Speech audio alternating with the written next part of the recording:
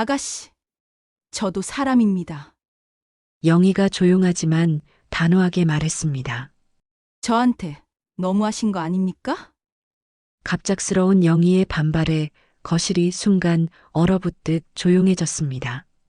에이, 정말 우리가 뭔 말을 못하겠네. 언니 비위 맞추느라 힘들겠어요. 오빠? 미숙의 비아냥에 철수의 자존심은 산산이 무너지며 분노가 극에 달하는 순간입니다. 저는 더 이상 참지 않을 거예요. 30년 동안 충분히 참았어요. 영희의 결연한 선언은 장남으로서의 권위에 대한 정면 도전처럼 철수의 귓가를 파고듭니다. 내가 어디서 우리 집안 사람들 앞에서 큰 소리를 내? 술기운과 억눌린 분노에 휩싸인 철수, 결국 이성을 잃고 아내에게 벌떡 일어서 다가가는 위험한 순간입니다. 짝! 거실 가득 뺨을 때리는 소리가 울려 퍼집니다. 그리고 이어지는 시누이들의 비웃음, 언니 꼴 좀 봐라. 역시 우리 집안 사람은 아니야. 뺨을 부여잡은 채 눈물을 흘리는 영희의 절망적인 모습이 그 자리에 깊은 정적을 들이웁니다. 오늘 사연 시작하기 전에 무료 버튼인 구독과 좋아요 부탁드립니다. 알림 설정도 해두시면 새로운 영상이 올라올 때마다 가장 먼저 만나보실 수 있습니다. 새벽 5시, 아직 어둠이 가시지 않은 부엌에서 김영희는 앞치마를 두르고 있었습니다. 추석 아침이면 어김없이 반복되는 일상이었죠. 냉장고에서 꺼낸 재료들이 조리대 위에 가지런히 놓여 있고 영희는 한숨을 쉬며 당근을 썰기 시작했습니다. 또 시작이구나. 영희는 속으로 중얼거렸습니다. 시집 온 지 벌써 30년 매년 추석과 설날이면 이렇게 혼자서 모든 음식을 준비해야 했습니다. 예전에는 시어머니가 계셔서 함께 음식을 만들었지만 작년에 돌아가신 후로는 모든 일이 영희 몫이 되어버렸죠. 거실에서는 남편 박철수가 코를 골며 잠들어 있었습니다. 어제 회사 동료들과 늦게까지 술을 마시고 들어와서는 영희가 명절 준비가 걱정된다고 하자 그게 원래 당신이 하는 일이잖아라고 핀잔을 줬었습니다. 영희는 그 말을 떠올리며 쓴웃음을 지었습니다. 어제 밤늦게까지 미리 준비할 수 있는 것들은 다 해뒀습니다. 각종 전들은 이미 부쳐서 냉장고에 보관해뒀고 나물들도 대부분 묻혀뒀죠. 하지만 오늘 아침에 해야 할 일들이 여전히 많았습니다. 국을 끓이고 산적을 구워야 했거든요. 영희는 큰 냄비에 사골을 우린 육수를 붓고 국을 끓이기 시작했습니다. 토랑과 무, 쇠고기를 넣고 정성스럽게 간을 맞췄죠. 시어머니가 살아계실 때 배운 그 맛을 내려고 노력했습니다. 부침개 반죽을 만들면서 영희는 지난 30년을 떠올렸습니다.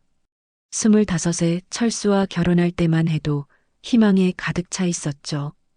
남편이 장남이라는 것이 부담스럽긴 했지만 철수가 자상하고 책임감 있어 보였거든요. 하지만 결혼 후 현실은 달랐습니다. 시어머니는 까다로웠고 남자는 부엌에 들어오는 게 아니다라는 철칙을 고집했습니다. 그 때문에 철수는 집안일에는 전혀 관여하지 않았고 그것이 당연한 일로 여겨졌죠. 시누이들 역시 늘 형수를 무시하는 듯한 태도를 보였습니다. 새벽 6시가 되자 영희는 더욱 바빠졌습니다. 국을 젓고 간을 보고 양념해뒀던 산적을 꺼내 구이판에 올렸습니다. 고기 냄새가 집 안가득 퍼지며 명절 분위기를 자아냈죠. 손목이 아프고 다리가 저려도 멈출 수 없었습니다. 7시쯤 되어서 딸 지수가 부엌으로 나왔습니다. 28살의 지수는 초등학교 교사로 일하며 평소에도 피곤한데 명절 휴일에도 집에 와서 어제부터 엄마를 도와주고 있었습니다.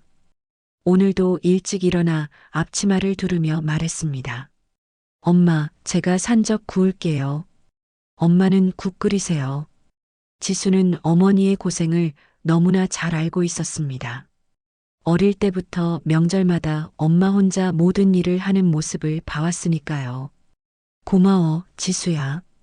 그런데 너도 피곤할 텐데 미안하다. 영희는 딸에게 미안한 마음이었습니다. 교사 일로도 바쁠 텐데 명절까지 와서 고생시키고 있으니 말이죠. 괜찮아요, 엄마. 저야 당연히 도와드려야죠. 지수는 능숙하게 산적을 뒤집으며 구원했습니다. 어릴 때부터 엄마를 도와왔기 때문에 솜씨가 제법 좋았죠. 그런데 엄마 매년 이렇게 혼자 하시는 거 너무 힘들지 않으세요? 영희는 딸의 말에 가슴이 답답했습니다. 하지만 이것이 자신의 운명이라고 체념하고 있었죠. 뭘 힘들어? 이게 며느리 일이야. 영희는 억지로 웃으며 대답했지만 속으로는 정말 지치고 있었습니다. 영희는 국물을 저으며 계속 간을 봤습니다. 시누이들이 까다로워서 조금이라도 간이 안 맞으면 바로 지적할 것이 뻔했거든요. 엄마가 만든 국물보다 싱겁네. 너무 짜네하며 트집을 잡곤 했습니다. 모녀가 함께 음식을 만들면서 시간은 빨리 흘러갔습니다. 하지만 해야 할 일은 아직도 많았죠. 냉장고에서 어제 만들어둔 전들을 꺼내 다시 한번 데우고 나물들도 간을 다시 맞춰야 했습니다. 지수야, 어제 만든 전들 전자레인지에 살짝 데워줘. 따뜻해야 맛있어. 영희는 딸에게 부탁하며 계속 국을 저었습니다. 토랑국의 구수한 냄새가 부엌 가득 퍼졌죠. 아침 8시가 되어서야 철수가 일어났습니다. 씻지도 않은 채 부엌으로 와서 영희가 구운 산적을 집어먹으며 말했습니다. 음식 준비 많이 했네? 철수는 마치 남의 일처럼 담담하게 말했습니다. 네, 거의 다 됐어요. 영희는 짧게 대답했습니다. 남편에게 도움을 요청할 생각은 애초에 하지 않았죠. 시어머니가 살아계실 때부터 남자는 부엌 일에 관여하지 않는다는 것이 이 집의 철칙이었으니까요. 철수는 산적을 먹고 나서 거실로 가서 텔레비전을 켰습니다. 제사 시간까지 아직 시간 있으니까 뉴스나 봐야겠다. 철수는 소파에 편하게 앉아 리모컨을 들었습니다. 영희와 지수는 계속 부엌에서 바빴습니다. 엄마, 국간 어때요? 지수야, 전들 다 데웠니? 두 사람의 대화는 음식 이야기뿐이었습니다. 다른 여유는 전혀 없었죠. 엄마, 이제 거의 다 된 것 같아요. 지수가 산적을 다 구우며 말했습니다. 황금빛으로 구워진 산적들이 먹음직스러워 보였죠. 고생했다, 지수야. 내가 없었으면 어쩔 뻔했지. 아침 9시가 되자 철수가 제사 준비를 시작했습니다. 여보, 음식들 다 나왔지? 제사상 차려야 해. 철수는 장남으로서의 역할을 하려는 듯 바삐 움직였습니다. 이때만큼은 집안의 가장 노릇을 해야 했거든요. 영희는 정성스럽게 만든 음식들을 제사상에 올렸습니다. 어제 만든 전들과 오늘 아침에 구운 산적, 그리고 뜨끈한 국까지 하나하나 정성을 들인 음식들이었지만 곧 시누이들이 와서 이런저런 흠을 잡을 것을 생각하니 마음이 무거웠습니다. 지수야, 너도 와서 절 준비해. 철수가 딸을 불렀고 온 가족이 제사상 앞에 모였습니다. 철수가 술을 따르고 절을 올리며 시어머니를 기렸습니다. 어머니, 올해도 무사히 제사를 모셨습니다. 제사를 지내는 동안 영희는 복잡한 심정이었습니다. 시어머니가 살아계실 때는 엄격했지만 그래도 함께 명절을 준비했었는데 이제는 모든 것을 혼자 감당해야 했습니다. 외로움과 부담감이 동시에 밀려왔죠. 제사가 끝나고 영희는 제사상을 정리하며 깊은 한숨을 쉬었습니다. 하지만 진짜 시련은 이제 시작이었죠. 시누이들이 오면 또 다른 긴장감이 집안을 지배할 것이었습니다. 30년 동안 반복되어 온 일이지만 매번 쉽지 않았습니다. 지수야, 과일 좀 깎아서 내놔. 영희가 딸에게 부탁했습니다. 시누이들이 좋아하는 사과와 배를 예쁘게 깎아서 준비해야 했거든요. 지수는 묵묵히 과일을 깎기 시작했습니다. 정오 무렵 제사를 마친 뒤 거실 분위기는 한결 여유로워졌습니다. 철수는 제사상에서 내린 술을 따라 마시며 만족스러운 표정을 지었죠. 역시 우리 집 제사가 제일 제대로 된다니까. 어머니도 분명 좋아하실 거야. 철수는 가슴을 펴고 말했습니다. 영희는 속으로 씁쓸한 웃음을 지었습니다. 내가 새벽부터 만든 음식인데 마치 자기가 다 한 것처럼 말하네. 하지만 이런 생각을 입 밖으로 내지는 않았습니다. 30년 동안 그래왔듯이 말이죠. 제사 후 점심을 먹으며 철수는 기분이 좋아 보였습니다. 큰 집 맏며느리가 이렇게 다 챙기니 우리 집안이 굴러가는 거지. 철수는 혼자서 술잔을 기울이며 자랑스럽게 말했습니다. 하지만 정작 그 맏며느리인 영희는 여전히 부엌에서 설거지와 뒷정리에 바빴죠. 아빠, 엄마 좀 도와드리면 안 되세요? 지수가 조심스럽게 말했습니다. 하지만 철수는 코웃음을 쳤습니다. 그건 여자들이 하는 일이야. 남자가 부엌에서 뭘 해? 시어머니가 평생 고집했던 말이었습니다. 오후 1시가 넘어서자 철수는 소파에 누워 낮잠을 자기 시작했습니다. 술 기운 때문인지 코를 골며 깊이 잠들었죠. 영희는 그런 남편을 보며 한숨을 쉬었습니다. 시누이들이 곧 올 텐데 집안 정리는 또 자신의 몫이었습니다. 영희는 거실을 정리하고 시누이들을 맞을 준비를 했습니다. 방석을 정돈하고 과일을 예쁘게 담아 상에 올렸죠. 30년 동안 체득한 노하우였습니다. 어떻게 하면 시댁 사람들이 흠잡을 일 없이 완벽하게 준비할 수 있는지 말이죠. 엄마, 너무 신경 쓰지 마세요. 지수가 어머니를 위로했습니다. 고모들이 뭐라고 하면 제가 대신 대답할게요. 하지만 영희는 고개를 저었습니다. 안 돼, 지수야. 어른들 일에 끼어들면 안 돼. 오후 2시쯤 영희는 부엌에서 시누이들이 좋아하는 차를 우려내고 있었습니다. 녹차에 꿀을 넣어 달콤하게 만들었죠. 미숙은 단 것을 좋아했고 선자는 향이 진한 차를 선호했습니다. 이런 것까지 다 기억하고 있는 자신이 때로는 한심하게 느껴졌습니다. 오후 3시쯤 현관문이 요란하게 열리는 소리가 들렸습니다. 오빠 나왔어. 큰 목소리와 함께 시누이 미숙이 들어왔습니다. 54살의 미숙은 미용실을 운영하며 나름대로 성공한 사업가였지만 늘 언니를 무시하는 태도를 보였습니다. 미숙 뒤로 둘째 시누이 선자도 따라 들어왔습니다.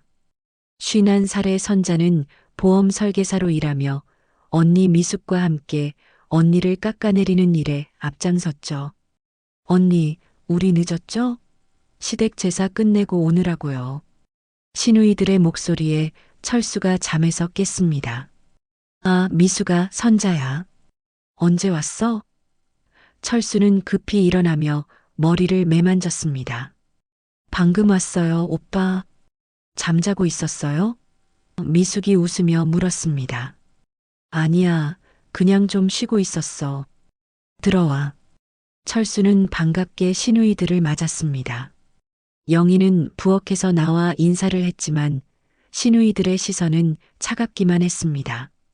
어머, 언니 얼굴이 왜 이렇게 피곤해 보여요? 나이가 나이인가 봐. 미숙이 영희를 보며 비아냥거렸습니다. 영희는 새벽부터 일해서 지친 모습이 역력했지만 그것조차 시누이들에게는 흠이 되는 것 같았습니다. 새벽부터 음식 준비하느라 좀 피곤해요. 영희가 조심스럽게 대답하자 선자가 킥킥 웃었습니다. 언니, 요즘은 다 사서 하는 거 몰라요? 굳이 그렇게 힘들게 할 필요 없는데. 차 드릴까요? 영희가 정성껏 우린 차를 내오며 말했습니다. 하지만 미숙은 차 한 모금 마시고는 인상을 찌푸렸습니다. 이거 너무 연하네요. 우리 엄마는 차도 진하게 우려주셨는데 선자도 맞장구를 쳤습니다. 맞아요. 엄마 차 맛을 따라갈 수가 없어요. 엄마 손맛이 그리워요. 두 시누이는 고개를 끄덕이며 시어머니를 그리워하는 척했지만 실제로는 언니를 깎아내리려는 의도였습니다. 철수가 시누이들에게 술을 권하며 분위기를 바꾸려 했습니다. 자, 미수가, 선자야, 너희들도 고생했을 테니까 한 잔씩 해. 시누이들은 소파에 편하게 앉아 술잔을 받았습니다.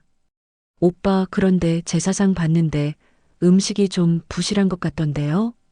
미숙이 상을 둘러보며 말했습니다. 영희는 새벽부터 정성껏 만든 음식들이 가득한데도 미숙은 불만스러워했습니다. 우리 엄마 살아계셨으면 이런 꼴 못 봤을 텐데. 그 말에 선자도 거들었습니다. 맞아요. 엄마가 얼마나 음식 솜씨가 좋으셨는데. 엄마 돌아가시고 나니까 확실히 달라진 게 느껴져요. 두 시누이는 고개를 끄덕이며 언니를 은근히 비하했습니다.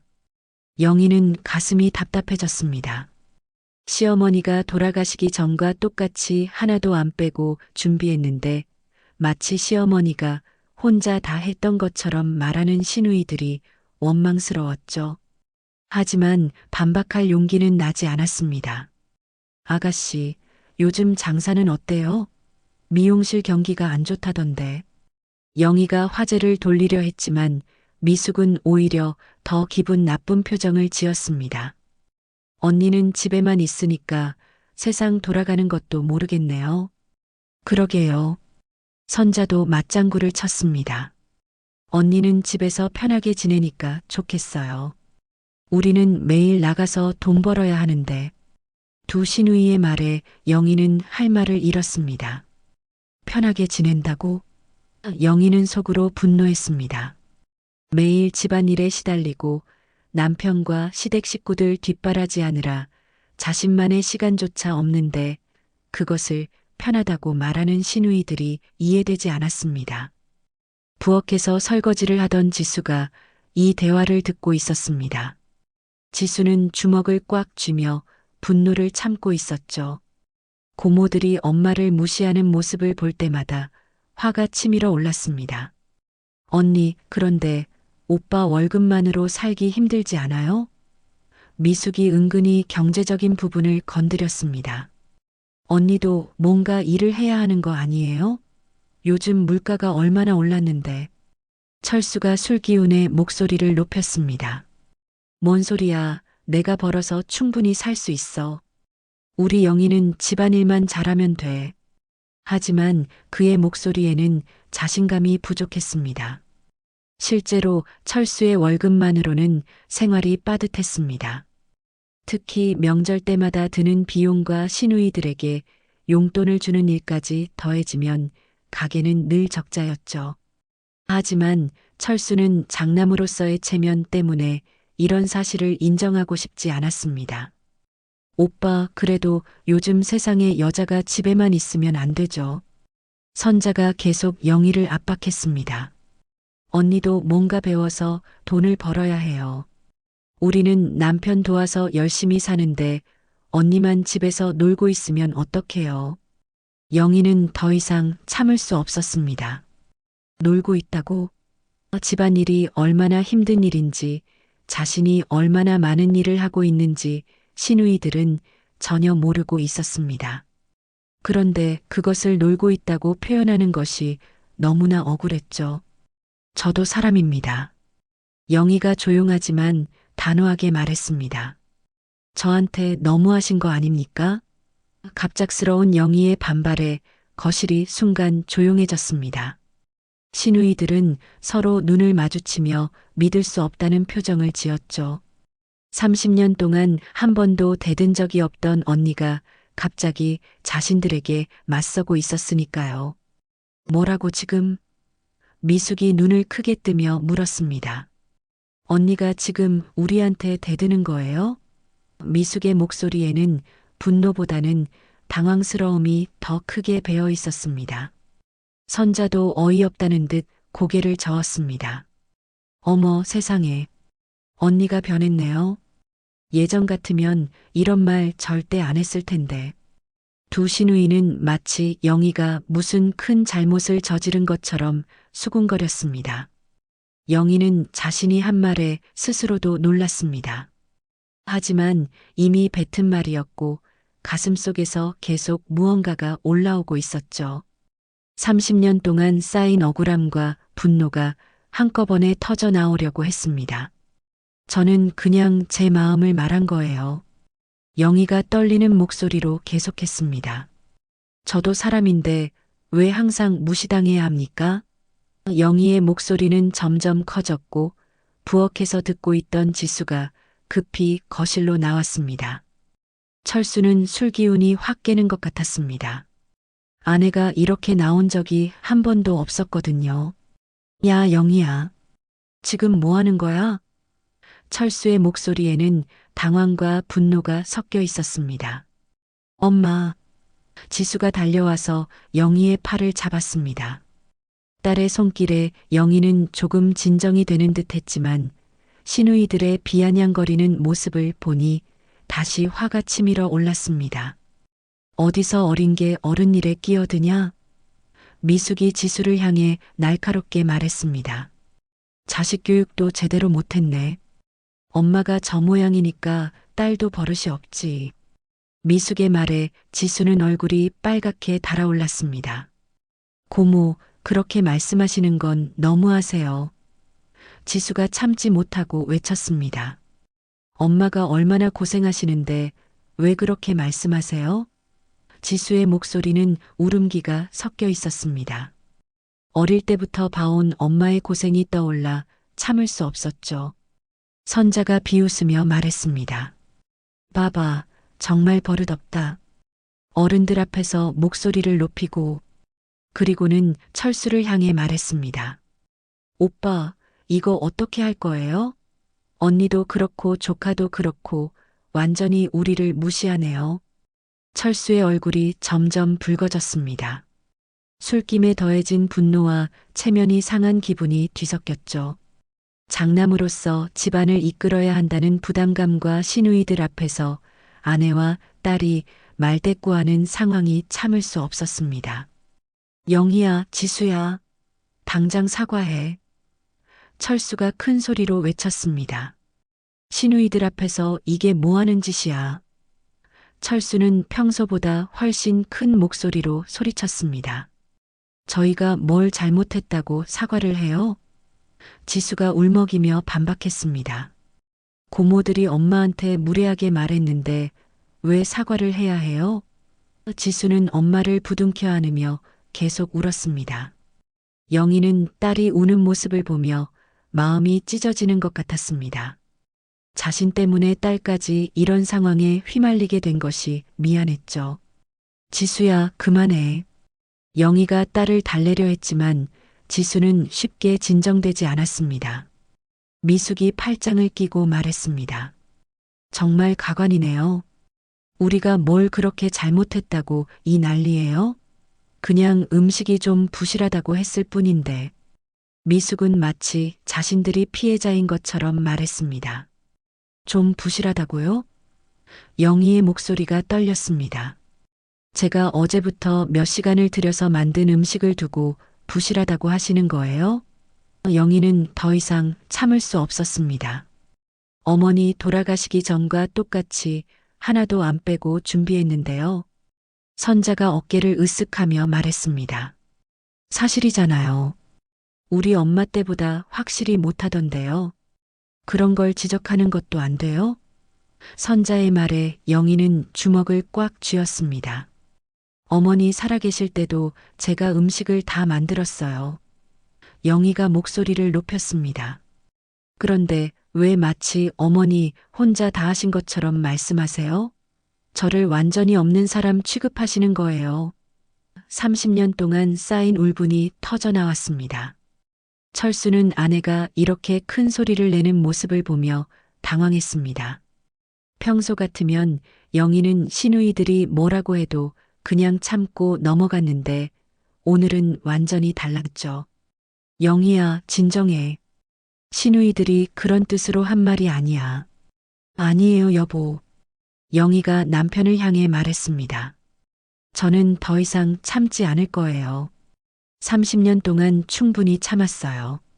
영희의 목소리에는 결연한 의지가 담겨 있었습니다. 미숙과 선자는 서로 눈을 마주치며 속삭였습니다. 언니 완전히 이상해졌네. 맞아, 갱년기인가? 두 시누이의 수군거림이 영희의 귀에 들렸습니다. 갱년기라고요? 영희가 다시 목소리를 높였습니다. 제가 정당한 말을 하는 건데 왜 갱년기라고 하나요? 저도 인간이에요. 감정이 있는 사람이라고요. 영희는 눈물을 글썽이며 말했습니다. 지수가 엄마를 더욱 꽉 안으며 말했습니다. 엄마, 울지 마세요. 엄마는 잘못한 게 없어요. 딸의 위로에 영희는 더욱 울컥했습니다. 이런 딸조차 자신을 위로해야 하는 상황이 너무나 비참했죠. 철수는 이런 상황이 계속되는 것이 불편했습니다. 장남으로서 체면도 서지 않았고 시누이들 앞에서 집안이 시끄러워지는 것도 마음에 들지 않았죠. 그만해, 영희야. 명절에 이렇게 싸우는 게 보기 좋아? 철수의 목소리가 점점 커졌습니다. 제가 언제 싸움을 걸었어요? 영희가 반박했습니다. 저는 그저 제 마음을 말한 것뿐이에요. 그런데 왜 저만 나쁜 사람이 되는 거예요? 영희는 억울함에 목이 메었습니다. 미숙이 혀를 찼습니다. 에이, 정말. 우리가 뭔 말을 못하겠네. 언니 비위 맞추느라 힘들겠어요, 오빠. 미숙의 말에 철수는 더욱 화가 났습니다. 시누이들이 자신을 불쌍하게 여기는 것 같아 자존심이 상했죠. 내가 어디서 우리 집안 사람들 앞에서 큰 소리를 내. 철수가 갑자기 벌떡 일어서며 영희에게 다가갔습니다. 술기운과 화가 합쳐져서 이성을 잃은 상태였죠. 장남으로서의 권위가 무너지는 것 같은 기분이었습니다. 그리고 그 순간 철수의 손이 영희의 뺨을 향해 날아갔습니다. 짝! 하는 엄청난 소리와 함께 영희의 고개가 옆으로 돌아갔습니다. 거실은 순간 정적에 휩싸였습니다. 지수는 믿을 수 없다는 표정으로 아빠를 바라봤고 시누이들은 입을 가리며 키득거렸습니다. 언니 꼴 좀 봐라. 선자가 작은 소리로 중얼거렸습니다. 역시 우리 집안 사람은 아니야. 영희는 뺨을 부여잡고 서 있었습니다. 30년 결혼 생활에서 한 번도 맞아본 적이 없었는데 시누이들 앞에서 이런 모욕을 당하다니. 눈물이 주르르 흘러내렸습니다. 영희는 뺨을 부여잡고 그 자리에 서 있었습니다. 귓가에서 윙윙거리는 소리와 함께 뺨이 화끈거렸죠. 30년 결혼 생활에서 한 번도 맞아본 적이 없었는데 하필 시누이들 앞에서 이런 굴욕을 당하다니. 눈물이 주르르 흘러내렸습니다. 아빠. 지수가 비명을 지르며 엄마에게 달려갔습니다. 어떻게 엄마한테 그럴 수 있어요? 지수는 떨리는 손으로 엄마의 뺨을 만져보며 울음을 터뜨렸습니다. 빨갛게 부어오른 엄마의 뺨을 보니 가슴이 찢어지는 것 같았죠. 시누이들은 오히려 흥미진진하다는 표정으로 지켜보고 있었습니다. 오빠가 드디어 제정신이 들었네. 미숙이 작은 소리로 중얼거렸습니다. 언니가 너무 건방져졌어. 저 정도는 맞아야 정신을 차리지. 선자도 고개를 끄덕이며 맞장구를 쳤습니다. 맞아. 며느리가 시댁 어른들한테 대드는 게 말이 돼? 오빠가 잘했어. 두 시누이는 마치 좋은 구경거리를 본 것처럼 만족스러워했습니다. 철수는 자신이 한 행동에 조금 당황했지만 시누이들의 반응을 보니 오히려 자신이 옳은 일을 한 것처럼 느껴졌습니다. 영희야, 내가 너무 나갔어. 시누이들한테 그렇게 말하면 안 되지. 철수는 자신을 정당화하려 했습니다. 여보, 영희가 떨리는 목소리로 말했습니다. 제가 뭘 그렇게 잘못했다고 때리세요? 영희의 목소리는 절망과 분노가 뒤섞여 있었습니다. 30년 동안 헌신했는데 이런 대접을 받다니 믿을 수 없었죠. 잘못했냐고? 철수가 다시 목소리를 높였습니다. 시누이들 앞에서 큰 소리치고 집안 체면 깎아내리고 이게 잘못이 아니야? 철수는 술김에 더욱 흥분해 있었습니다. 지수가 아빠 앞에 서며 엄마를 감쌌습니다. 아빠, 정말 너무해요. 엄마가 뭘 잘못했다고 그래요? 지수의 눈에서도 눈물이 흘러내렸습니다. 엄마는 그동안 얼마나 고생했는데 너도 입 다물어. 철수가 딸에게도 소리쳤습니다. 어른들 일에 끼어들지 마. 철수의 고함에 지수는 움츠러들었지만 그래도 엄마를 보호하려는 의지는 꺾이지 않았습니다. 미숙이 소파에서 일어나며 말했습니다. 오빠, 우리는 이제 그만 가야겠어요. 이런 분위기에서 더 있을 수는 없잖아요. 미숙의 말투에는 마치 자신들이 피해자인 것처럼 꾸미는 뉘앙스가 있었습니다. 그래, 미숙아. 미안하다. 영희가 버릇없이 굴어서 철수가 시누이들에게 사과했습니다. 정작 폭력을 휘두른 자신은 사과하지 않으면서 아내의 잘못이라고만 했죠. 선자가 가방을 들며 말했습니다. 언니, 정말 실망이에요. 우리가 뭘 그렇게 잘못했다고 저렇게 나오는지 이해가 안 돼요. 선자는 마치 자신들이 무고한 피해자인 것처럼 연기했습니다. 아니에요. 영희가 갑자기 고개를 들며 말했습니다. 제가 잘못한 게 아니에요. 영희의 목소리에는 이전과 다른 단호함이 있었습니다. 맞은 뺨의 아픔이 오히려 정신을 또렷하게 해주었죠. 철수는 아내가 또 말대답하는 것에 화가 났습니다. 아직도 정신 못 차렸어? 철수가 다시 손을 들려고 하자 지수가 앞에 서며 말했습니다. 아빠, 그만해요. 더 이상 엄마를 때리면 저도 가만히 있지 않을 거예요. 지수의 목소리는 분노로 떨리고 있었습니다.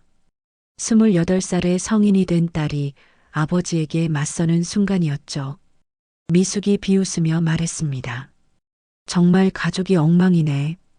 딸이 아버지한테 대들고 아내는 시누이들한테 버릇없이 굴고 미숙은 고개를 저으며 혀를 찼습니다. 우리 엄마가 살아계셨으면 이런 일은 절대 없었을 텐데. 선자가 덧붙였습니다. 엄마가 얼마나 엄하셨는데. 언니가 너무 버릇없어졌어. 두 시누이는 계속해서 영희를 비난했습니다. 그때 영희가 벌떡 일어섰습니다. 그만하세요. 영희의 목소리가 집안 전체에 울려 퍼졌습니다. 저는 더 이상 참지 않을 거예요. 영희의 눈에는 이전과 다른 불꽃이 타고 있었습니다. 영희야. 철수가 놀라며 아내를 보았습니다. 이런 영희는 처음 보는 것이었죠. 평소 온순하기만 했던 아내가 완전히 다른 사람처럼 보였습니다. 30년 동안 제가 이 집을 위해 뭘 했는지 아세요? 영희가 시누이들을 향해 말했습니다. 새벽부터 밤늦게까지 집안일하고 명절 때마다 혼자서 모든 음식 준비하고 어머니 모실 때도 제가 다 했어요. 미숙이 어이없다는 표정을 지었습니다. 뭔 소리예요? 언니가 해야 할 일 한 것 가지고 무슨 큰일이라도 한 것처럼. 해야 할 일이요? 영희가 웃으며 말했습니다. 그럼 당신들은 뭘 했나요? 시집가서 편하게 살면서 친정에만 와서 트집 잡고 가는 게 당신들이 하는 일이에요? 선자가 발끈했습니다. 언니 말 조심해요. 우리도 각자 열심히 살고 있어요.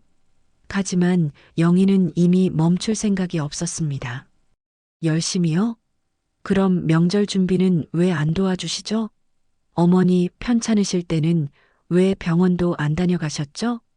영희는 그동안 참아왔던 모든 것들을 쏟아내기 시작했습니다. 철수는 아내가 계속 이런 식으로 나오자 참을 수 없었습니다. 영희야, 그만해.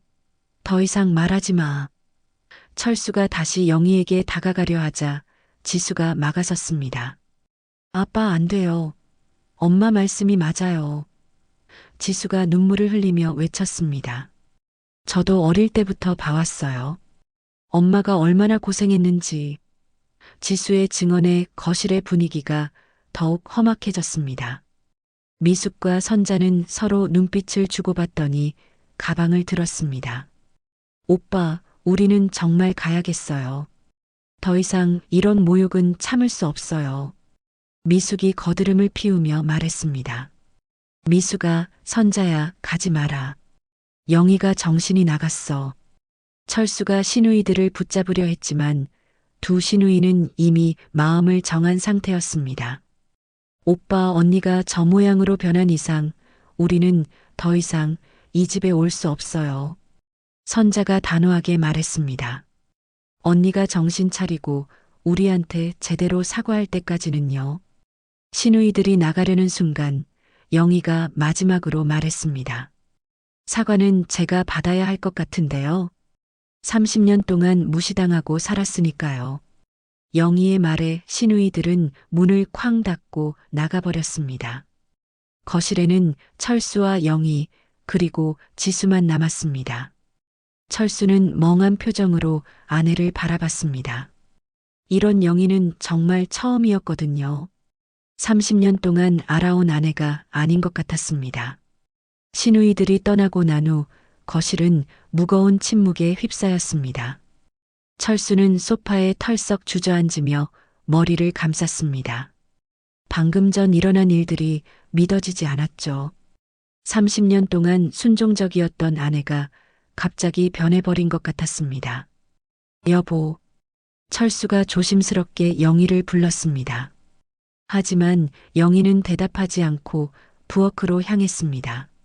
아직도 뺨이 화끈거렸지만 더 이상 눈물은 나오지 않았죠. 오히려 이상하게 속이 시원한 기분이었습니다. 지수는 엄마를 따라 부엌으로 갔습니다. 엄마, 괜찮으세요? 지수가 걱정스러운 목소리로 물었습니다. 영희는 찬물에 수건을 적셔 부은 뺨에 대고 있었습니다. 괜찮아, 지수야. 영희가 거울을 보며 말했습니다. 거울 속의 자신이 낯설어 보였습니다.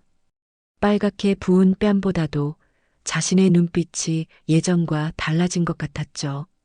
오히려 이제야 정신이 든 것 같아. 그날 밤 영희는 방에 틀어박혀 있었습니다. 철수가 몇 번 문을 두드렸지만 대답하지 않았죠. 영희야, 문 좀 열어. 이야기하자. 철수의 목소리에는 당황스러움이 섞여 있었습니다. 지수야, 엄마한테 문 열라고 해봐. 철수가 딸에게 부탁했지만 지수는 고개를 저었습니다. 아빠가 먼저 사과하세요. 엄마한테 손 올린 것부터요. 지수의 단호한 말에 철수는 할 말을 잃었습니다. 영희는 혼자 방에서 30년의 결혼 생활을 되돌아보고 있었습니다. 언제부터였을까요? 자신의 목소리를 내는 것조차 포기하게 된 것이, 시댁에 순종하는 것이 미덕이라며 자신을 위로해왔지만 결국 그것은 자신을 지우는 일이었습니다. 며칠이 지나도 집안 분위기는 여전히 어색했습니다.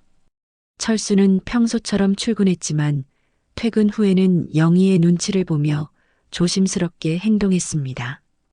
영희 역시 필요한 말 외에는 남편과 대화하지 않았죠. 엄마, 이렇게 계속 지낼 수는 없잖아요. 지수가 걱정스럽게 말했습니다. 아빠랑 이야기라도 해보세요. 하지만 영희는 고개를 저었습니다. 지금은 아직 마음의 준비가 안 됐어. 일주일 후 더 큰 충격이 영희를 기다리고 있었습니다. 우편함에서 은행 독촉장을 발견한 것이었죠. 영희는 떨리는 손으로 편지를 뜯어보았습니다. 집을 담보로 대출을 받았는데 연체되고 있다는 내용이었습니다. 여보, 영희가 철수를 불렀습니다. 퇴근한 철수는 영희가 먼저 말을 거는 것에 놀랐습니다. 왜 영희야? 철수가 조심스럽게 대답했습니다. 이게 뭐예요? 영희가 독촉장을 내밀며 물었습니다. 철수는 편지를 보자마자 얼굴이 하얗게 변했습니다. 아, 그게. 철수는 말을 더듬었습니다. 집을 담보로 대출을 받았다고요? 언제요? 왜 저한테 말하지 않았어요? 영희의 목소리가 점점 높아졌습니다. 철수는 변명거리를 찾으려 했지만 쉽지 않았습니다. 그런데 철수의 반응은 영희가 예상했던 것과 완전히 달랐습니다. 처음에는 당황하던 철수가 갑자기 화를 내기 시작한 것이었죠. 뭔 상관이야? 철수가 소리쳤습니다. 네. 영희가 믿을 수 없다는 표정으로 남편을 바라봤습니다. 사과를 할 줄 알았는데 오히려 화를 내는 철수를 보며 당황했습니다. 이 집은 우리 어머니가 물려주신 거야. 철수가 목소리를 더욱 높였습니다. 내가 내 동생들 도와주는데 내가 뭔 상관이냐고. 철수의 말에 영희는 할 말을 잃었습니다. 여보, 그래도 저도 이 집에서 30년을 살았는데. 영희가 조심스럽게 말했지만 철수는 들으려 하지 않았습니다. 30년 살았다고 내 집이야? 법적으로 이 집 명의는 내 이름이라고. 철수가 더욱 거칠게 말했습니다. 내 재산 내가 어떻게 쓰든 내가 참견할 일 아니야. 지수가 아버지의 말을 듣고 경악했습니다. 아빠, 그게 무슨 말이에요? 엄마도 이 집의 주인이잖아요. 하지만 철수는 딸의 말도 무시했습니다. 주인은 무슨, 이 집은 박씨 집안 재산이야. 철수가 가슴을 치며 말했습니다. 미숙이도 선자도 내 친동생들이고 내가 도와주는 게 당연한 거야. 영희는 남편의 말에 충격을 받았습니다. 30년 동안 헌신해온 집이 자신과는 아무 상관없는 곳이라는 말을 들으니 현기증이 났죠. 그럼 저는 뭐예요? 영희가 떨리는 목소리로 물었습니다. 30년 동안 이 집을 위해 살아온 저는 뭐란 말이에요? 영희의 눈에서 눈물이 흘러내렸습니다. 너는 며느리지. 며느리가 시댁 재산에 무슨 권리가 있어? 철수가 냉정하게 말했습니다. 그동안 먹여주고 입혀주고 살게 해준 것만으로도 고마워해야지. 지수가 믿을 수 없다는 표정으로 아버지를 바라봤습니다. 아빠, 정말 너무해요. 엄마가 얼마나 이 집을 위해 희생했는데 그런 말을 해요? 희생? 뭔 희생이야? 철수가 비웃었습니다. 집안일 하는 거 당연한 거 아니야? 집안일이 뭐가 힘들어? 밖에 나가서 돈 벌어오는 내가 더 힘들어. 철수의 말은 점점 더 잔인해져 갔습니다. 미숙이 미용실이 잘 되면 돈 갚을 거고 선자 사업도 곧 궤도에 오를 거야. 철수가 계속 말했습니다. 그러니까 내가 쓸데없이 걱정하지 마. 얼마예요? 영희가 간신히 물었습니다. 대출금이 얼마나 돼요? 영희의 목소리는 거의 들리지 않을 정도로 작았습니다. 2억 5천만 원. 철수가 태연하게 대답했습니다. 별거 아니야. 집값 생각하면 적은 돈이지. 철수는 마치 용돈이라도 빌려준 것처럼 말했습니다. 영희는 그 자리에 주저앉고 말았습니다. 집값의 대부분에 해당하는 돈을 시누이들을 위해 빌려주고 오히려 자신에게 화를 내는 남편을 보며 절망감이 밀려왔습니다. 엄마. 지수가 급히 달려와서 영희를 부축했습니다. 아빠, 엄마 봐요. 엄마가 쓰러지셨잖아요. 하지만 철수는 여전히 무심했습니다. 괜찮을 거야. 며칠 지나면 다 잊어버릴 텐데 뭘 그래. 철수가 손을 흔들며 말했습니다. 여자들은 원래 그래. 시간 지나면 다 괜찮아져. 영희는 남편의 말을 듣고 있을 수 없었습니다. 30년 동안 자신이 누구였는지, 이 집에서 어떤 존재였는지 확실히 깨달았습니다. 그저 무료로 일해주는 가정부였을 뿐이었죠. 그날 밤 영희는 병원에 실려갔습니다. 갑작스러운 충격과 스트레스로 쓰러진 것이었습니다. 지수는 응급실에서 밤을 새우며 엄마를 지켜봤고 철수는 별일 아닐 거야라며 여전히 무관심했습니다. 병원 침대에 누워있는 영희는 마침내 자신이 무엇을 해야 하는지 분명하게 알게 되었습니다. 더 이상 이런 식으로는 살 수 없었습니다. 변화가 필요했고 그 변화는 자신이 만들어가야 했습니다.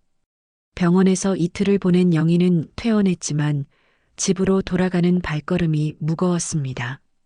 30년 동안 살아온 집이 이제는 자신과 아무 상관없는 곳이라는 남편의 말이 계속 머릿속에 맴돌았죠. 내 재산 내가 어떻게 쓰든 내가 참견할 일 아니야라는 말이 가슴에 대못처럼 박혀 있었습니다. 엄마, 괜찮으세요? 지수가 엄마의 팔을 붙들며 걱정스럽게 물었습니다. 영희는 고개를 끄덕였지만 눈빛은 예전과 완전히 달라져 있었습니다.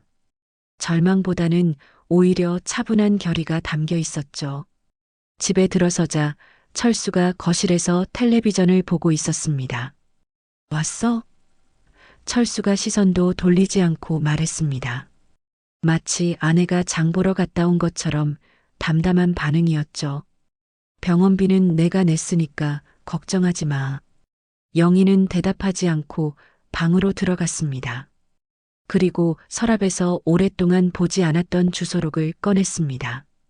대학 동창들의 연락처가 적혀 있는 낡은 수첩이었죠. 그 중에서도 특히 찾고 있는 사람이 있었습니다. 최선미. 영희가 작은 소리로 중얼거렸습니다. 대학 때 법학과를 졸업하고 변호사가 된 동창이었죠. 몇 년 전 동창회에서 만난 적이 있었는데 그때 명함을 받아뒀던 것이 기억났습니다. 영희는 떨리는 손으로 전화를 걸었습니다. 오랜만에 연락하는 것이라 민망했지만 지금 상황에서는 어쩔 수 없었습니다. 여보세요, 선미야? 나 영희야. 김영희. 어머, 영희야. 선미의 반가운 목소리가 들렸습니다. 오랜만이다. 어떻게 지내? 선미는 진심으로 반가워하는 것 같았습니다. 선미야, 혹시 시간 있으면 만날 수 있을까? 상담받고 싶은 일이 있어서. 영희의 목소리는 떨리고 있었습니다. 법적인 문제인데. 선미는 영희의 심각한 목소리를 듣고 바로 알아챘습니다. 그래, 물론이지. 내일 오후에 사무실로 와. 주소는 문자로 보낼게. 선미의 따뜻한 말에 영희는 눈물이 날 것 같았습니다. 다음 날 영희는 생전 처음으로 법무법인 사무실을 찾아갔습니다. 높은 빌딩과 깔끔한 인테리어가 낯설었지만 선미가 반갑게 맞이해 주어서 마음이 조금 편해졌습니다. 영희야, 정말 오랜만이다. 선미가 영희를 끌어안으며 말했습니다. 그런데 얼굴이 많이 상해 보이네. 무슨 일이야? 선미는 영희의 변화된 모습을 보며 걱정스러워했습니다. 영희는 선미에게 그동안 있었던 일들을 차근차근 털어놓았습니다. 추석날 시누이들과의 갈등, 남편의 폭력, 그리고 집을 담보로 한 대출까지. 이야기를 하는 동안 영희의 눈에서 눈물이 흘러내렸습니다. 영희야. 선미가 휴지를 건네며 말했습니다. 정말 많이 힘들었구나. 그동안 혼자서 어떻게 견뎠니? 선미의 위로에 영희는 더욱 울음을 터뜨렸습니다. 선미야, 나는 이제 어떻게 해야 할까? 영희가 울먹이며 물었습니다. 남편은 내가 이 집과 아무 상관없다고 해. 30년 동안 함께 살아온 집인데도. 선미는 영희의 이야기를 듣고 분노했습니다. 말도 안 돼. 부부 공동 재산이라는 게 있어. 비록 명의는 남편 이름이라도 결혼 기간 중에 형성된 재산은 절반씩 나눠 갖는 게 원칙이야. 정말? 영희의 눈에 희망이 보였습니다. 그럼 나도 권리가 있는 거야? 영희는 선미의 말을 믿을 수 없다는 표정으로 물었습니다. 당연하지. 특히 내가 30년 동안 전업주부로서 가사노동을 했다면 그것도 재산 형성에 기여한 거야. 선미가 단호하게 말했습니다. 그리고 남편이 동의 없이 집을 담보로 대출받은 것도 문제가 될 수 있어. 영희는 선미의 말을 들으며 처음으로 희망을 품었습니다. 자신에게도 법적인 권리가 있다는 것이 믿어지지 않았죠. 30년 동안 아무것도 아닌 존재라고 생각해 왔는데, 영희야, 이혼을 생각해 본 적 있어? 선미가 조심스럽게 물었습니다. 영희는 깜짝 놀라며 선미를 바라봤습니다. 이혼이라는 단어는 생각해 본 적이 없었거든요. 이혼? 영희가 떠듬거리며 말했습니다.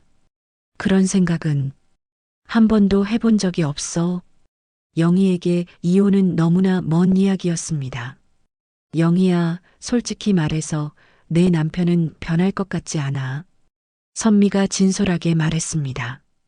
폭력도 휘두르고 재산도 마음대로 처분하고 이런 사람이 갑자기 변하겠어?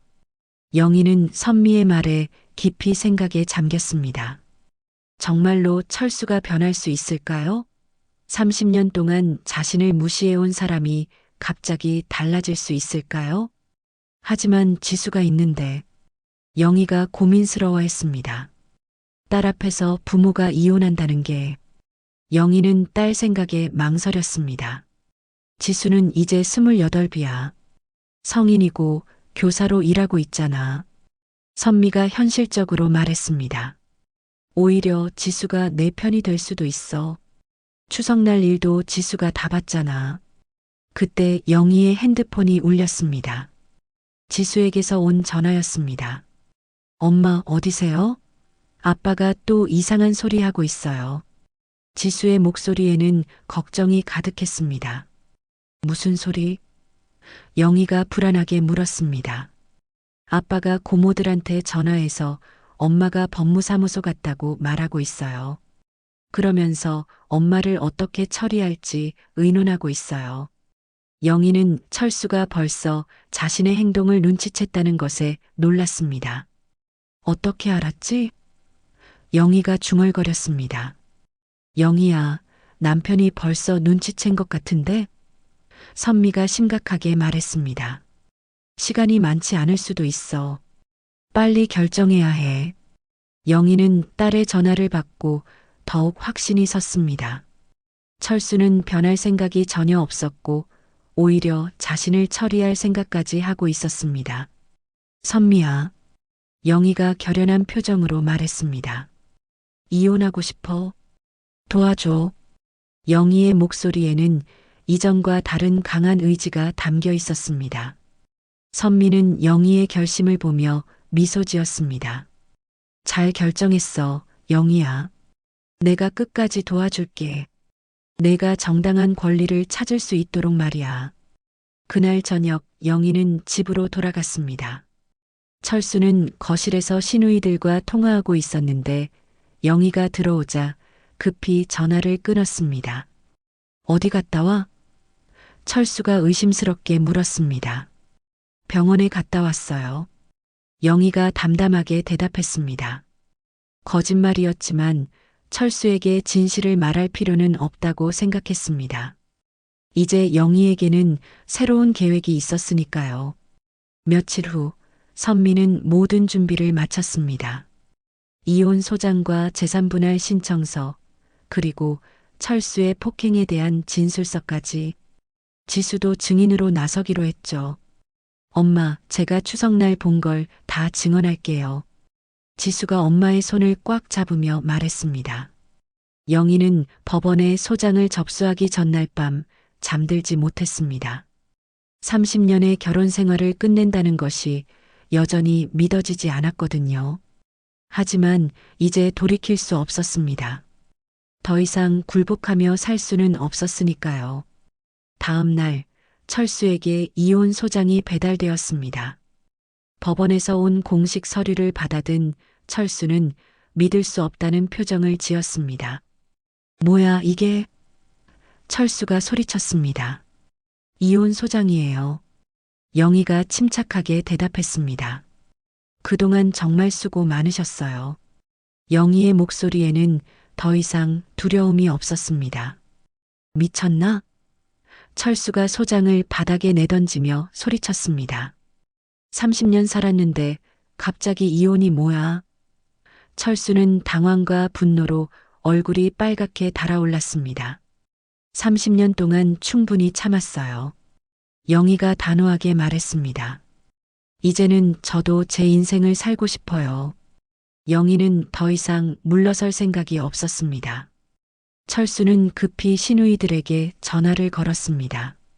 미수가 큰일 났어. 영희가 이혼 소송을 걸었어. 철수의 다급한 목소리가 집안에 울려 퍼졌습니다. 곧 미숙과 선자가 급히 달려왔습니다. 언니 정말 미쳤구나. 미숙이 영희를 보며 소리쳤습니다. 어떻게 오빠한테 이런 짓을 해? 저한테 미쳤다고 하시지 마세요. 영희가 차분하게 말했습니다. 전 정신이 번쩍 들었어요. 이제야 제대로 살 방법을 찾은 거예요. 선자가 소장을 들여다보더니 경악했습니다. 재산 분할? 언니가 우리 집 재산을 반으로 나누겠다고? 선자의 목소리는 떨리고 있었습니다. 당연하죠. 영희가 당당하게 말했습니다. 30년 동안 제가 기여한 몫이니까요. 영희는 선미에게서 배운 법적 지식을 바탕으로 자신 있게 대답했습니다. 기여한 몫이라니. 미숙이 비웃었습니다. 언니는 그냥 집안일이나 했잖아. 돈 번 건 오빠인데 무슨 기여야? 가사노동도 재산 형성에 기여한 거예요. 영희가 반박했습니다. 제가 집안일을 했으니까 남편이 밖에서 일할 수 있었던 거죠. 영희의 논리정연한 말에 시누이들은 당황했습니다. 철수가 소장을 다시 들여다보더니 화를 냈습니다. 어머니에게 물려받은 집인데 무슨 재산 분할이야. 철수는 여전히 현실을 받아들이지 못했습니다. 결혼 후에 살게 된 부동산은 부부 공동 재산이에요. 영희가 침착하게 설명했습니다. 설령 명의가 남편 이름이라고 해도요. 영희는 선미에게서 배운 내용을 정확히 기억하고 있었습니다. 며칠 후 첫 재판이 열렸습니다. 법정에 선 영희는 떨렸지만 선미가 옆에서 힘이 되어 주었습니다. 괜찮아, 영희야. 우리가 이길 수 있어. 선미가 격려했습니다. 철수 측 변호사는 이혼 사유가 부족하다고 주장했습니다.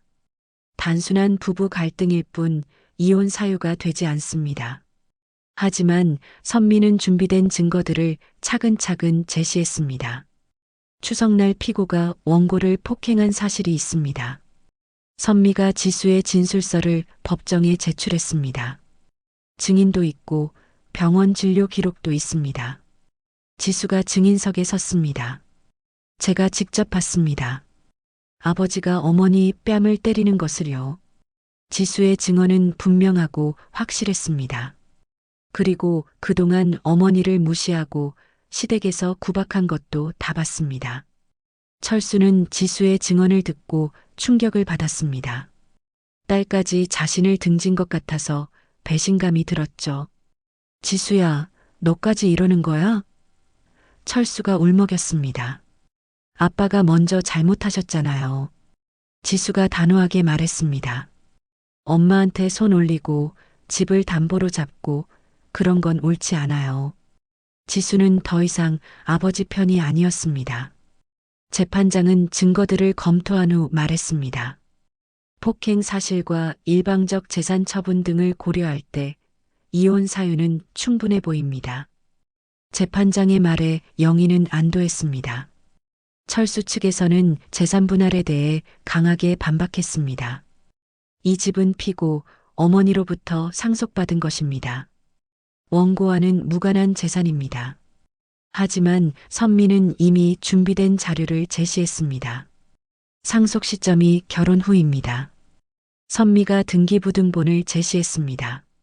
그리고 그 후 리모델링과 증축을 했는데 이는 부부가 함께 거주하면서 개선한 것입니다. 선미의 치밀한 준비가 빛을 발했습니다. 더 큰 문제는 대출권이었습니다. 피고가 원고 동의 없이 주거용 부동산을 담보로 2억 5천만 원을 대출받았습니다. 선미가 은행 서류를 제출했습니다. 이는 부부 공동 재산에 대한 일방적 처분으로 문제가 됩니다. 철수는 변명하려 했지만 소용없었습니다. 가족을 위한 일이었습니다. 동생들이 어려워서. 하지만 재판장은 고개를 저었습니다. 가족이라고 하시지만 원고는 그 결정에서 배제되었습니다. 재판장이 지적했습니다. 부부간의 중요한 재산 처분에는 상호 합의가 필요합니다. 시누이들도 법정에 나와서 증언했지만 오히려 역효과만 냈습니다. 언니가 원래 성격이 이상했어요. 시댁을 무시하고. 미숙의 증언은 영희에 대한 구박을 스스로 인정하는 꼴이 되었습니다. 선자의 증언도 마찬가지였습니다. 언니는 집에서 놀기만 했어요. 우리는 밖에서 일하는데. 이런 발언들이 오히려 영희에 대한 차별과 무시를 보여주었습니다. 재판이 진행될수록 철수는 절망적이 되어갔습니다. 모든 증거와 증언이 영희에게 유리했고 자신이 얼마나 잘못했는지 드러나고 있었습니다. 재산 분할은 원고가 요구하는 대로 인정됩니다. 재판장이 최종 판결을 내렸습니다. 집과 예금의 절반, 그리고 위자료 5천만 원을 원고에게 지급하라고 명합니다. 철수는 그 자리에서 무너졌습니다. 집의 절반을 영희에게 줘야 하고 거기다 위자료까지. 시누이들에게 빌려준 돈도 받을 수 없는 상황이었죠. 이런 일이. 철수가 중얼거렸습니다. 법정을 나서며 영희는 처음으로 진짜 자유를 느꼈습니다. 30년 만에 진정한 해방감을 맛보는 순간이었습니다. 판결이 확정된 후 한 달이 지났습니다. 철수는 집을 팔아야 했습니다. 영희가 절반의 지분을 가져가고 대출금까지 갚으려면 어쩔 수 없는 선택이었죠. 그동안 자신의 전부라고 여겼던 집이 경매로 넘어갔을 때 철수는 비로소 자신이 저지른 일의 심각성을 깨달았습니다. 오빠, 이제 어떻게 할 거야?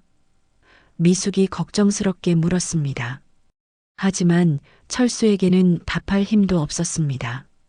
회사에서도 이혼 소송과 재정 문제로 구설수에 오르자 권고사직을 당했죠. 58배 나이에 무일푼이 된 철수는 원룸 하나 겨우 얻을 수 있었습니다. 우리도 돈을 갚고 싶지만 사업이 너무 어려워서. 선자가 변명했지만 철수는 이미 기대하지 않았습니다.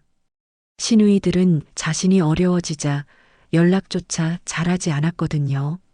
30년 동안 챙겨준 것들이 한순간에 무색해졌습니다. 반면 영희는 완전히 새로운 삶을 시작했습니다. 재산 분할과 위자료로 받은 돈으로 작은 아파트를 전세로 얻었고 지수와 함께 살기 시작했죠.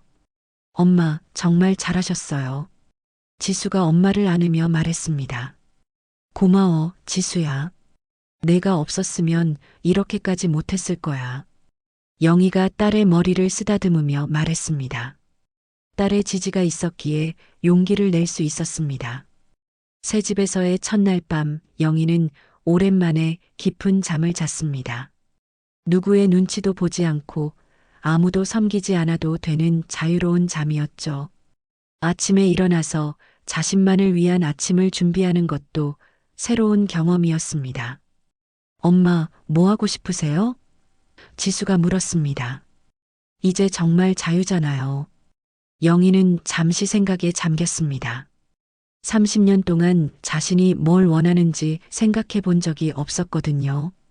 카페 같은 거 해보고 싶었어. 영희가 조심스럽게 말했습니다. 젊을 때 꿈이었는데 결혼하고 나서는 생각해 본 적이 없었어. 영희의 눈에 오랜만에 설렘이 보였습니다. 지수가 반갑게 손뼉을 쳤습니다. 좋은 생각이에요. 엄마 요리 솜씨면 충분히 할 수 있어요. 딸의 응원에 영희는 용기가 났습니다. 몇 주 후 영희는 작은 카페를 오픈했습니다. 영희네 카페라는 소박한 이름이었지만 영희에게는 세상에서 가장 소중한 공간이었죠. 직접 만든 샌드위치와 수제 쿠키, 정성스럽게 우린 커피로 손님들을 맞았습니다. 사장님, 이 쿠키 정말 맛있어요. 단골 손님이 말했습니다. 어떻게 만드시는 거예요? 영희는 웃으며 대답했습니다. 정성이 비법이에요. 30년 동안 갈고 닦은 요리 실력이 드디어 빛을 발하는 순간이었습니다. 카페가 점점 소문나기 시작했습니다. 따뜻한 분위기와 정성스러운 음식, 그리고 영희의 친근한 서비스가 사람들의 마음을 사로잡았죠. 여기 사장님 진짜 친절해요. 음식도 엄마가 해준 것 같아요. 손님들의 칭찬을 들을 때마다 영희는 뿌듯했습니다. 지수도 주말마다 카페를 도왔습니다. 엄마 보세요. 손님들이 얼마나 좋아하세요? 지수가 자랑스럽게 말했습니다. 모녀가 함께 일하는 모습을 보며 손님들도 흐뭇해했죠. 한편 철수는 점점 더 어려운 상황에 처했습니다. 나이가 많아 재취업도 쉽지 않았고 건강도 나빠졌습니다. 술만 마시며 하루하루를 버티고 있었죠. 시누이들은 연락도 끊어버렸습니다. 오빠가 너무 실망스러워요. 우리도 이제 오빠 도울 여력이 없어요.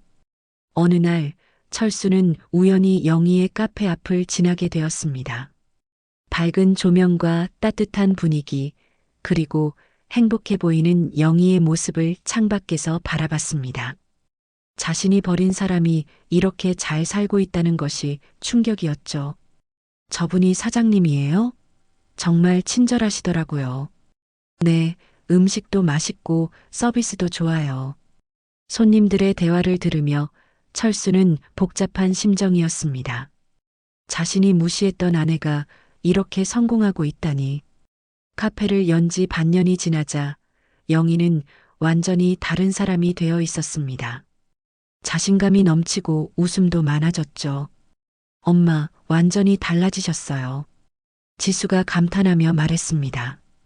이게 진짜 엄마 모습인 것 같아요. 그런가? 영희가 거울을 보며 웃었습니다. 거울 속의 자신이 예전과 완전히 달라 보였습니다. 늘 피곤하고 우울했던 표정 대신 밝고 활기찬 모습이었죠. 다음 추석이 다가왔을 때 영희는 더 이상 두렵지 않았습니다.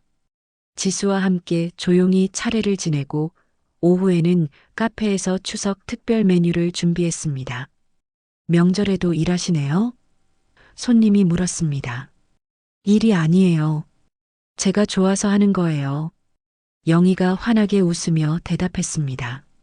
여기가 제 진짜 집이거든요. 30년 전 그 추석과는 완전히 다른 마음가짐이었습니다.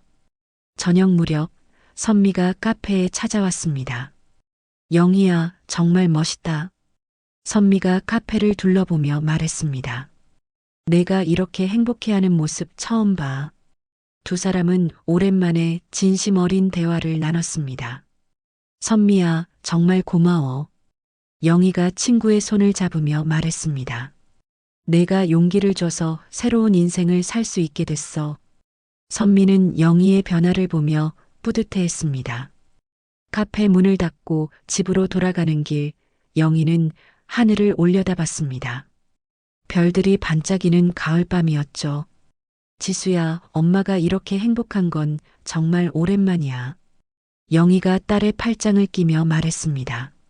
엄마 덕분에 저도 행복해요. 지수가 대답했습니다. 이제 진짜 우리 가족 같아요. 모녀는 웃으며 집으로 향했습니다. 그날 밤 영희는 일기를 썼습니다.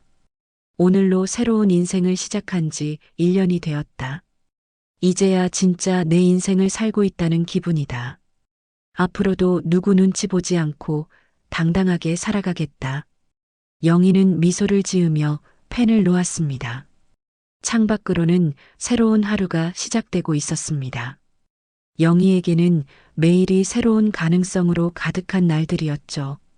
이제 누구도 자신을 무시할 수 없었고 자신만의 삶을 당당하게 살아갈 수 있었습니다. 오늘 사연 들어주셔서 감사합니다. 구독과 좋아요는 큰 힘이 됩니다.